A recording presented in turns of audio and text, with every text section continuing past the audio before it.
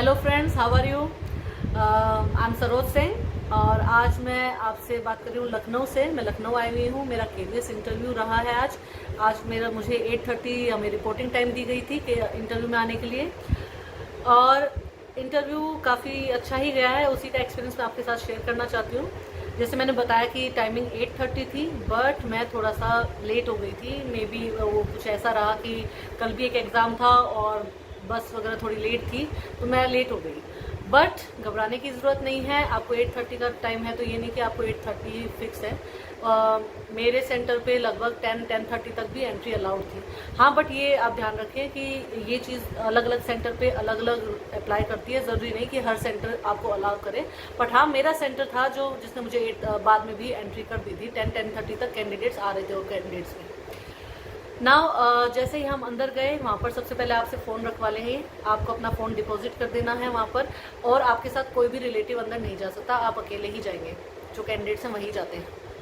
फिर आपका biometric verification होगा। वहाँ से जब आप वेरिफिकेशन कंप्लीट करवा लेंगे तो उसके बाद हमें अपने अपने रूम्स में भेज दिया गया था। एक्चुअली सब्जेक्ट वाइज उन्होंने डिवाइड कर दिया था। जैसे इंग्लिश के भी उन्होंने 150 के आसपास, कुछ 120-130, मुझे एग्जैक्ट नंबर याद नहीं है, बट हाँ लगभग 100-150 बच्चों के हिसाब से बुलाया था इंग्लिश के। वहाँ पर 4 सब्जेक्ट्स के इंटरव्यू चल रहे थे। इंग्लिश, इकोनॉमिक्स, हिंदी और एक और सब्जेक्ट था, मुझे याद नहीं कौन सा है। तो हमारे जैसे इंग्लिश के थे 150 समथिंग कैंडिडेट्स, तो उन्होंने डिवाइड कर दिया था इसको। 4-5 बोर्ड्स बना दिए थे और इन बोर्ड्स में अलग अलग बच्चों के कुछ नंबर्स थे कि आप इस बोर्ड में जाएंगे, आप उसमें। तो हमें रूम्स में भेज दिया था डॉक्यूमेंट वेरिफिकेशन के लिए। हम रूम में गए और जब रूम में गए डॉक्यूमेंट वेरिफिकेशन के लिए, तो काफ़ी बच्चे वहाँ बैठे हुए थे एक साथ। और आप एक चीज़ का ध्यान रखें कि वहाँ आपको कोई टोकन वगैरह नहीं मिलेगा कि आप पहले तो आप इस नंबर पे जाओगे, नहीं, ये आपको ही देखना है। आप ये ध्यान रखें कि आपके बाद कौन आ रहा है, आपसे पहले कितने बैठे हैं, तो उनको करवाने दो, फिर आप करो। बट हाँ, आप ये ध्यान रखें कि आप जिस नंबर पे आए आप वहाँ करवा लें। ऐसा ना हो कि आप वेट करते रहें कि आपको कोई बुलाएगा और आप रह जाएं। क्योंकि मेरे साथ एक कैंडिडेट थी जो कि सबसे पहले आई थी और उसने लगभग सबसे एंड में डॉक्यूमेंट वेरिफिकेशन करवाया। तो इवन जो वहाँ पर बैठे थे टीचर्स, वो भी हैरान थे कि आप पहले क्यों नहीं आए। तो it was her fault obviously. But जो भी आप इस चीज़ का ध्यान रखें कि आप किसके पहले आए हैं, किसके बाद, ताकि आप अपना डॉक्यूमेंट वेरिफिकेशन खुद ही आप उस लाइन में जाएंगे करवाने के लिए। अपने डॉक्यूमेंट सारे लेकर जाएं, टेस्ट करवा के जाएं, फोटोकॉपी सभी लेके जाएं, ठीक है, अंडरटेकिंग की भी। और बायो डेटा की आपको 5 कॉपीज लेनी है और आपके जो डॉक्यूमेंट्स हैं उनकी आपको एक पूरा सेट बनाना है, ठीक है। उसके बाद जब आपका डॉक्यूमेंट वेरिफिकेशन हो जाएगा तो ऐसा नहीं कि सबका एक साथ हो गया और सबको एक साथ भेजेंगे, नो। आपने अपना डॉक्यूमेंट वेरिफिकेशन करवाया, ऐसे 3-4 जब बच्चे करवा लेते हैं तो उनको 3-4 बच्चों को इंटरव्यू के लिए भेज देते हैं। फिर आप एक अलग रूम में जाते हो, वहाँ पर आप वेट करते हो और फिर आपको एक एक करके इंटरव्यू के लिए भेजा जाता है। जब हम इंटरव्यू के लिए गए, फाइनली इंटरव्यू के बाहर बैठे थे, तो थोड़ी देर में कैंडिडेट्स एक एक करके जाते हैं। और इंटरव्यू की टाइमिंग अलग अलग हो सकती है। कुछ का 10 मिनट भी चला, कुछ का 15 मिनट्स और कुछ का 20 भी चला। तो ऐसा कुछ फिक्सेटिव नहीं है कि इतना ही टाइम पीरियड चलेगा। फाइनली मेरा नंबर आया। मोस्ट ड्रेडेड फीलिंग, आपको पता ही है डर कितना लगता है इंटरव्यू में।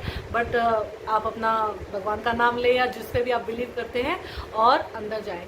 अंदर जाने से पहले परमिशन ज़रूर लें। जाते ही जब मैं गई तो उन्होंने मुझसे साइन करवाया। आपको अलग अलग स्टेजेस पे कई बार साइन करने पड़ेंगे, तो इंटरव्यू में भी वहाँ पर साइन करवाया गया। साइन करने के बाद उन्होंने मुझे बैठने के लिए बोला। I said thank you and also wish them. उसके बाद उन्होंने डायरेक्टली मुझसे पूछा कि आपने कौन सा टॉपिक प्रिपेयर किया है। उन्होंने मुझसे इंट्रोडक्शन वगैरह नहीं पूछा, डायरेक्टली पूछा कि आपने कौन सा टॉपिक प्रिपेयर किया। मैंने बता दिया मेरा, क्योंकि इंग्लिश है तो एक पोएम मैंने प्रिपेयर की थी। तो बोले ये तो काफ़ी लोग बोल चुके हैं, तो मैंने एक और भी बता दी। लकीली मैंने थोड़े एक्स्ट्रा प्रिपेयर किए थे। तो वो कहते ठीक है इसमें से पढ़ाओ। तो मैंने डायरेक्टली बोर्ड पे शुरू किया अपना पढ़ाना।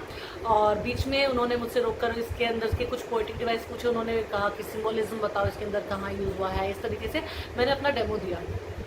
आप अगर इंग्लिश सब्जेक्ट के हैं तो कोशिश करें कि आपका डेमो मोस्टली इंग्लिश में ही हो। It will give a good impact. हाँ, अगर आपसे वो सामने से हिंदी में क्वेश्चन पूछ रहे हैं तो आप हिंदी में आंसर दे सकते हो।